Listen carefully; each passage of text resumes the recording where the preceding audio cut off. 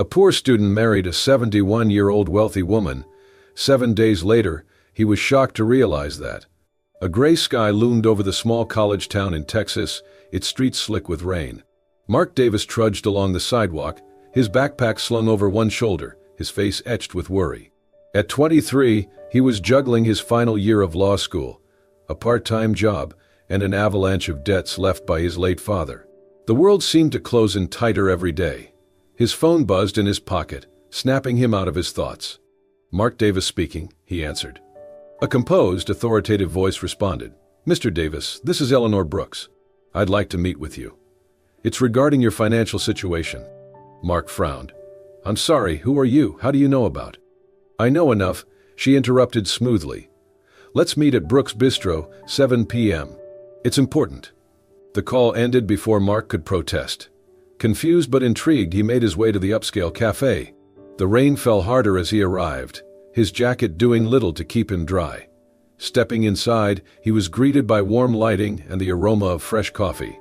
At a corner table sat Eleanor Brooks, a striking woman with silver hair styled impeccably, dressed in a tailored suit that radiated wealth.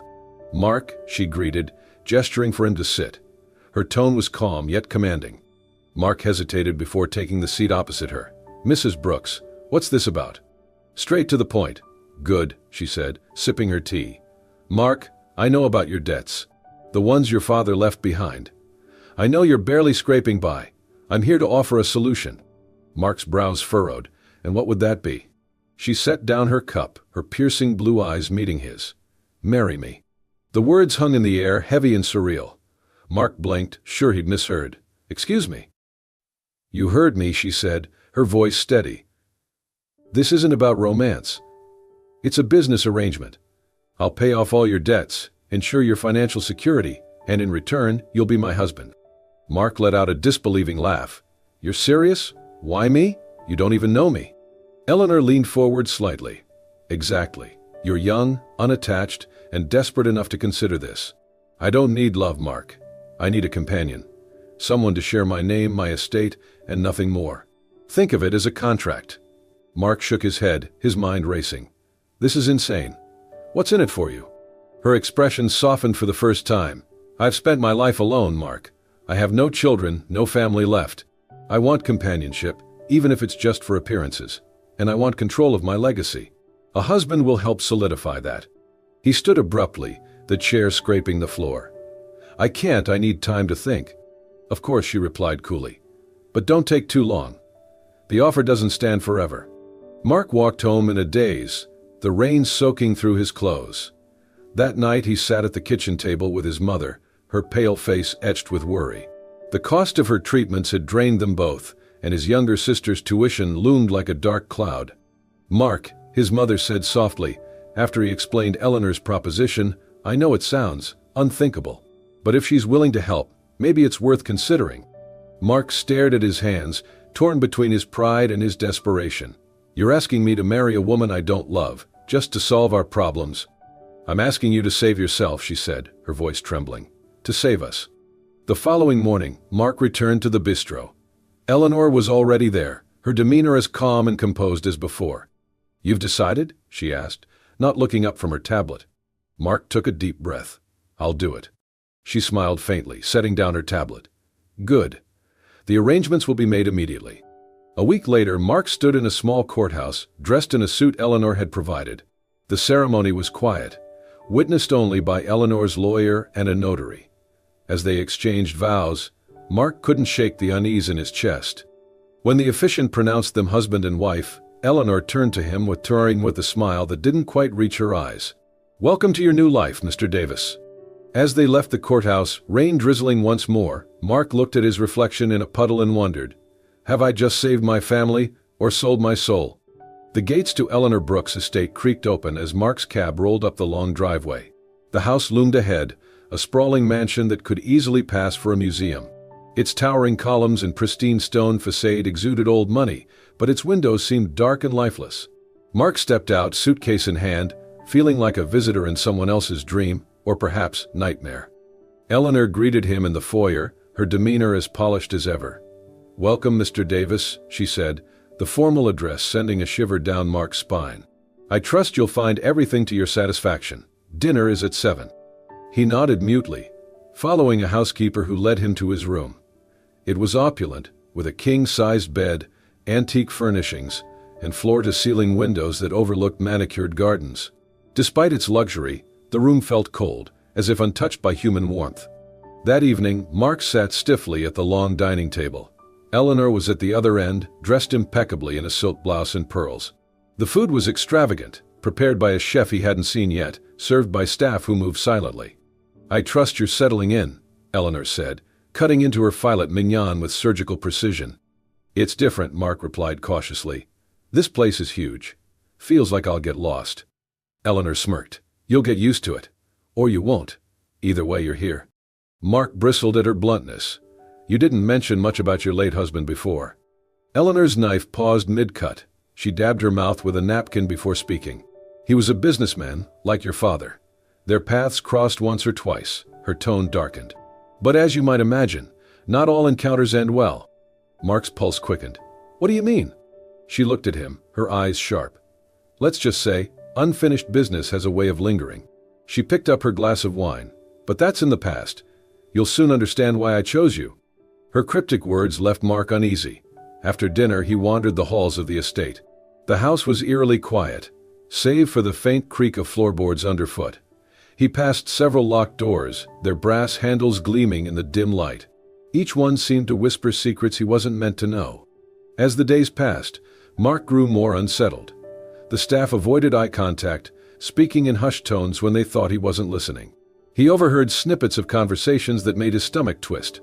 Why him? Does he even know? She never does anything without a reason. He'll figure it out eventually. They always do. One evening, while pacing the library, Mark noticed Eleanor's desk. Papers were strewn across its surface, along with a small, ornate key. It gleamed under the desk lamp, its intricate design catching his eye. His gaze darted around the room. No one was there. Heart pounding, he reached for it. The key was heavier than he expected, cool to the touch.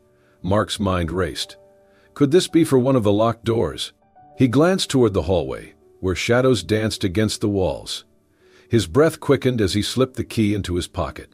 That night, lying in his luxurious but suffocating room, Mark turned the key over in his hands. A million questions swirled in his mind, but one loomed above all. What is Eleanor hiding, and why had she really chosen him? The mansion was shrouded in stillness when Mark crept down the hall. The key felt like a lead weight in his pocket, its cool surface pressing against his thigh. His pulse quickened as he approached the door he had noticed earlier, its ornate handle gleaming faintly in the moonlight streaming through the windows. Glancing over his shoulder, Mark turned the key in the lock. The soft click reverberated in the silence, sending a chill down his spine. Slowly, he pushed the door open. The room was a time capsule, frozen in another era. Dusty furniture and faded wallpaper surrounded him. Photographs in tarnished silver frames lined a table, their images capturing happier times, Eleanor as a young woman, a man who must have been her late husband, and another couple Mark didn't recognize. But it was the stack of papers on the desk that caught his attention. Mark flipped through them, his eyes widening. Legal documents detailed failed business deals between Eleanor's husband and Mark's father. A particular letter, written in sharp, slanted handwriting, accused Mark's father of fraud. "You ruined everything. My family was left with nothing because of your lies." His breath hitched when he noticed the last page, a marriage license. His name and Eleanor's stared back at him, stark against the paper. It was dated weeks before the wedding, far earlier than he'd known. On the desk lay an old leather-bound diary. Mark hesitated, then opened it. The entries were Eleanor's, revealing a calculated plan to trap Mark in a marriage that would fulfill her ultimate goal, to settle old scores. "I will take everything from him, just as his father did to me. He will be my pawn." Mark froze as the door creaked behind him. "Enjoying yourself?" Eleanor's voice was icy, cutting through the shadows like a blade. He spun around, guilt and fear writ large on his face. "Eleanor, You thought you'd find answers here?" She stepped into the room, her silhouette sharp against the dim light from the hall. Curiosity killed the cat, Mark. "What do you think you're doing?" His voice was low but firm. "Why did you really marry me? Is this about my father? Is this some kind of revenge?" Eleanor's eyes hardened, her usual composed facade cracking. It's not your place to ask questions, Mark. Just do what you're told, and you'll leave this marriage better off than you started. Isn't that enough for you? Mark's fists clenched. Enough. You've lied to me, manipulated me. This isn't a marriage, it's a trap. Eleanor's lips curled into a faint smile, one that didn't reach her eyes. A trap, is it?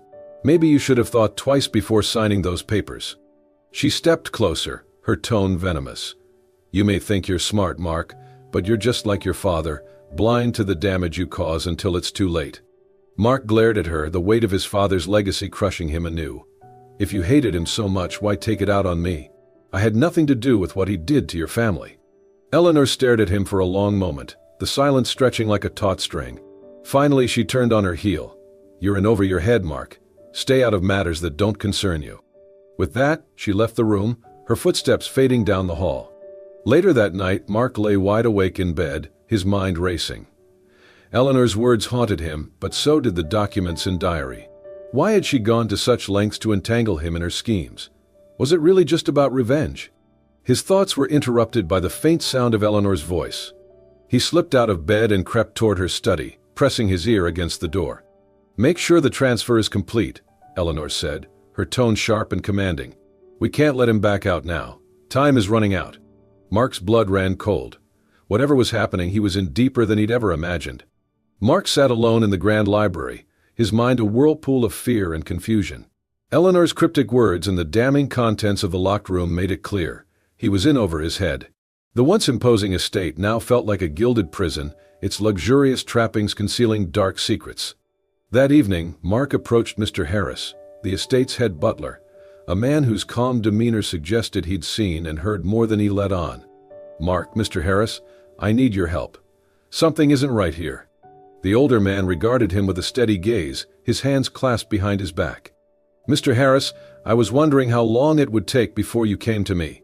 Mark, you know something, don't you? About Eleanor, about all of this. Mr. Harris hesitated before speaking. You're not the first young man to be drawn into Eleanor's world, Mark. She's clever, resourceful, and ruthless when it comes to her goals. My advice? Watch your back. Mark's chest tightened. Why are you still here if you know what she's capable of? Mr. Harris's expression softened, a flicker of regret passing across his face. Some of us don't have the luxury of walking away. Determined to find a way out, Mark began devising a plan. He reached out to a trusted friend from law school, Peter, under the guise of catching up. Mark, Peter, hypothetically, if someone signed a contract under coercion or false pretenses, is there any way to void it? Peter, hypothetically, yes, but it depends on the evidence. Why? Are you in some kind of trouble? Mark deflected. Just a class project I'm working on. Thanks, man. The next few days, Mark carefully searched Eleanor's office whenever she was away, hoping to uncover something that could explain her obsession with his father. Late one night, as he rifled through her desk, he found an envelope addressed to his father. The letter was a scathing condemnation, written by Eleanor herself. It accused Mark's father of embezzlement, fraud and deceit that had led to the financial ruin of Eleanor's family, and ultimately the death of her husband. You left us with nothing. My husband's heart couldn't take the stress, and he's gone because of you. I will see to it that your family pays for what you've done. Mark's stomach churned. Eleanor's actions weren't just about reclaiming her fortune, they were about revenge, fueled by years of pain and anger. Returning the letter to its hiding place, Mark resolved to act. He couldn't allow Eleanor to use him as a tool for her vendetta. That night he began mapping out possible escape routes from the estate. But Eleanor's sharp instincts caught wind of his unease. The next morning she found him in the breakfast room, her icy presence cutting through the quiet. Eleanor, you've been busy, haven't you? Mark froze, his spoon halfway to his mouth. I don't know what you're talking about. Eleanor smiled coldly. Don't play coy with me, Mark. If you think you can outsmart me, you're sorely mistaken. I've dealt with far craftier opponents than you. Mark swallowed hard, trying to keep his voice steady. I don't know what you're accusing me of, but I'm not doing anything wrong. Eleanor leaned closer, her voice dropping to a venomous whisper. If you betray me, you'll wish you hadn't. Remember that. She straightened and left the room, leaving Mark to grapple with the growing realization that escape might be more dangerous than staying. But staying meant surrendering his life to Eleanor's twisted plans, a fate he refused to accept. The air in the estate felt charged as Mark paced the library, the weight of his discovery pressing heavily on his shoulders. The private investigator he'd quietly hired had just left, confirming the devastating truth. Eleanor's late husband, Harold Brooks, had been swindled by Mark's father in a fraudulent real estate deal that stripped the Brooks family of their fortune. Harold's death from a heart attack soon after was the final blow, leaving Eleanor embittered and determined to exact revenge. Eleanor's proposal to marry Mark had been more than a calculated plan to settle scores. It was a way to make his family suffer, even from beyond the grave. Mark clenched his fists, anger coursing through him. How could she blame him for his father's sins? But as much as he resented Eleanor's actions, he couldn't deny the pain that had driven her. That evening, Mark met his law school friend Peter in secret. With Peter's help, he compiled the evidence he had collected from Eleanor's office and the investigators' findings. Among the documents, they discovered Eleanor's involvement in current business dealings that bordered on illegal, shady partnerships and falsified reports designed to rebuild her empire at any cost. Peter, Mark, this is enough to take her down, but you need to be careful. If she realizes you're onto her, there's no telling what she might do. Mark nodded grimly. She's already done enough damage. It's time to end this. The next morning, Mark waited in the grand sitting room, the evidence tucked securely in his bag. When Eleanor finally entered, her icy composure intact, he stood to face her. "Mark, we need to talk." Eleanor raised an eyebrow, her tone clipped. "Is that so? What could possibly be so urgent?" Mark's voice was firm as he pulled out the documents. "I know everything. About my father, about Harold, about what you've been doing to rebuild your fortune." For the first time, Eleanor's calm exterior faltered. Her eyes flicked to the papers in Mark's hand. "Eleanor, you've been snooping again, haven't you? Do you even understand what your father did to my family?" Mark stepped closer, his voice rising. "I understand that he wronged you, but what about the people you've hurt along the way? What about me? I didn't do anything to deserve this." Eleanor's jaw tightened. "And my family deserved to lose everything. My husband deserved to die of stress and heartbreak, while your father lived comfortably. Don't talk to me about fairness, Mark." Mark's hands shook as he held up the evidence. "Revenge won't bring him back, Eleanor. And it won't undo what happened. You've spent your life consumed by this, hurting innocent people, ruining lives. When does it end?" Eleanor's shoulders sagged slightly, and for a fleeting moment, Mark thought he saw something close to regret in her eyes. "Eleanor, softly, you remind me of him, you know? Harold. That same fire, that same stubbornness. I didn't expect to feel anything for you, Mark. But here we are." Mark hesitated, caught off guard by her admission. "If you really feel that way, then stop this. Let it go before it's too late." But before Eleanor could respond, the sound of car tires crunching on gravel echoed through the estate. Moments later, uniformed police officers entered the room, followed by Peter. "Officer, Eleanor Brooks, we have a warrant for your arrest. You're being charged with multiple counts of fraud and conspiracy." Eleanor's face hardened as she looked from the officers to Mark. "Eleanor, you called them." Mark met her gaze, his voice steady. "You left me no choice." As the officers led Eleanor away, she turned back to Mark one last time. "Eleanor, you may think you've won, Mark, but revenge isn't so easily undone. Be careful it doesn't consume you too." Mark watched her go, a mixture of relief and sadness washing over him. He had exposed the truth and protected himself, but the weight of Eleanor's parting words lingered. Was she right? Would the shadow of their shared past ever truly fade? The gavel's sharp bang echoed through the courtroom, signaling the end of Eleanor Brooks's trial. Mark sat silently in the back row, watching as the once commanding woman he had married faced the consequences of her actions. Despite everything, his testimony had helped reduce her sentence. He hadn't done it out of sympathy but out of a deep understanding of the complexities of their shared story. Eleanor turned briefly in her seat, her gaze meeting Mark's. For the first time, there was no trace of the cold calculation that had defined her before. Instead, she offered a faint, almost apologetic nod. Days later, Mark was summoned to the estate one final time. The grand house, once intimidating and isolating, now felt empty. Eleanor had arranged for him to receive the property's deed. The estate lawyer handed Mark a letter in Eleanor's elegant handwriting. "It was never about the money, Mark. It was about closure. Harold deserved justice, but I lost sight of what truly mattered. You've shown me something I thought I'd forgotten, the capacity to move forward. This estate is no longer a monument to my pain. It can be something more. Use it well." Mark sold the estate, a decision that came easily. Its grandeur had been a gilded cage for both him and Eleanor. The proceeds allowed him to pay off his family's debts, finally freeing his mother from the shadow of his father's mistakes. With the remainder of the funds, Mark established a scholarship fund in Harold Brooks's name. It was a way to honor the man who had unknowingly become a casualty in the feud between two families. Mark's return to law school felt like a homecoming. This time, he was more determined than ever to use his education for good. He interned at a legal aid center, helping individuals who, like Eleanor, had been wronged and left without recourse. One crisp autumn afternoon, a letter arrived for Mark. The handwriting was instantly recognizable. He sat on a park bench near campus and unfolded the paper. Eleanor's letter. Mark. I've had much time to reflect. For years I believed that revenge would heal the wounds Harold's death left behind. But I see now that revenge is its own prison. Your kindness, even in the face of my mistakes, taught me something I never expected. Forgiveness is not weakness. It is strength. Thank you for being better than the world around you. Thank you for showing me that we can break the cycles we inherit. I hope you find the happiness I never could. Eleanor. Mark stared at the letter for a long time, the words sinking in.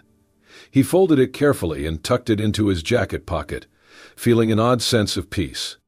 A year after Eleanor's arrest, Mark stood before a group of scholarship recipients at a small ceremony. Behind him hung a simple plaque, the Harold Brooks Scholarship Fund, for second chances. Mark spoke with conviction. This fund isn't just about money. It's about creating opportunities for those who might otherwise be forgotten. It's about turning pain into purpose. After the ceremony, he sat alone for a moment, reflecting on the whirlwind of the past year. His path had been irrevocably altered, but for the first time he felt he was walking in the right direction. Mark walks away from the ceremony, a soft smile on his face. He glances up at the clear sky, feeling the weight of the past finally lifting.